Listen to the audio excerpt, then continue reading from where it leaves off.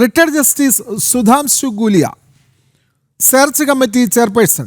Search കമ്മിറ്റിയിലേക്ക് സർക്കാരും ഗവർണറും പേരുകൾ നിർദ്ദേശിച്ചിരുന്നു. 2 ആഴ്ചയ്ക്കകം കമ്മിറ്റി രൂപീകരിക്കണമെന്നും സുപ്രീം കോടതി നിർദ്ദേശമുണ്ട്. വിവരങ്ങളുമായി ജിഷ്ണു കൃഷ്ണൻ ചേരുന്നു. ജിഷ്ണു, വളരെ സുപ്രധാനമായ ചില പേരുകൾ പുറത്തു വരുന്നു. Retired justice Sudhanshu Dhulia search committee chairperson ആയി നിയോഗിക്കപ്പെടുന്നു. സെർച്ച് കമ്മിറ്റിയിലേക്ക് സർക്കാരും ഗവർണറും പേരുകൾ നിർദ്ദേശിച്ചിരിക്കുകയാണ്. കൂടുതൽ വിവരങ്ങൾ.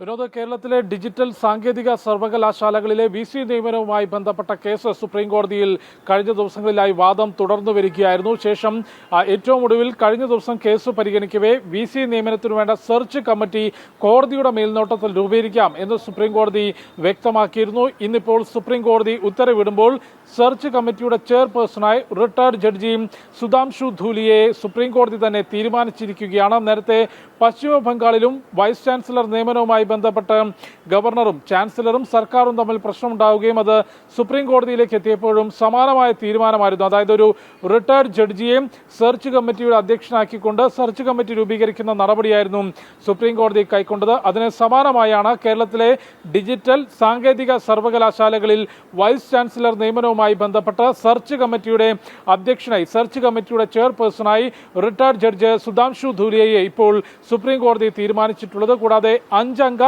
സെർച്ച് കമ്മിറ്റി 2 ആഴ്ചയ്ക്കകം നിയമിക്കണം അല്ലെങ്കിൽ തീരുമാനിക്കണം എന്ന കാര്യം കൂടി സുപ്രീം കോടതി വ്യക്തമാക്കിയിട്ടുണ്ട്. ഈ സെർച്ച് കമ്മിറ്റിക്ക് വേണ്ടിയും സംസ്ഥാന സർക്കാരും കൂടാതെ ചാൻസലറായിട്ടുള്ള ഗവർണറും ഇതിനോടകം പട്ടിക സുപ്രീം കോടതിയിൽ നൽകിയിട്ടുണ്ട്. ഇതിൽ സംസ്ഥാന സർക്കാർ നിയോഗിക്കുന്ന 2 പേർ, ഗവർണർ നൽകിയിട്ടുള്ള പട്ടികയിലെ 2 പേർ, UGCയിൽ നിന്ന് ഒരാളും, അത്തരത്തിൽ 5 അംഗ കമ്മിറ്റി രൂപീകരിക്കണം. അതിന്റെ chairperson Sudhanshu Dhulia retired judge ആയിരിക്കും.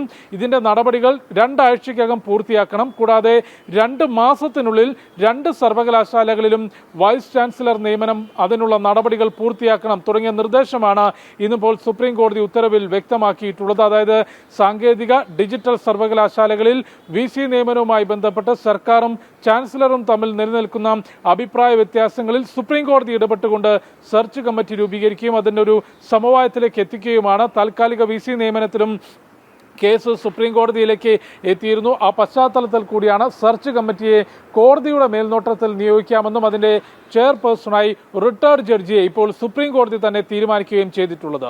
വിനോദ്, തീർച്ചയായും സാങ്കേതിക ഡിജിറ്റൽ സർവകലാശാലകളിലെ VCമാരെ നിയമിക്കുന്നതിനുള്ള സെർച്ച് കമ്മിറ്റിയിൽ റിട്ടയർഡ് ജസ്റ്റിസ് സുധാംശു ധൂലിയ അതിൻ്റെ ചെയർപേഴ്സണായി നിയോഗിക്കപ്പെടുന്നു. സ്ഥിരം VC നിയമനത്തിലുള്ള സെർച്ച് കമ്മിറ്റിയിലേക്കാണ് സർക്കാരും ഗവർണറും ഇപ്പോൾ പേരുകൾ നിർദ്ദേശിച്ചിട്ടുള്ളത്.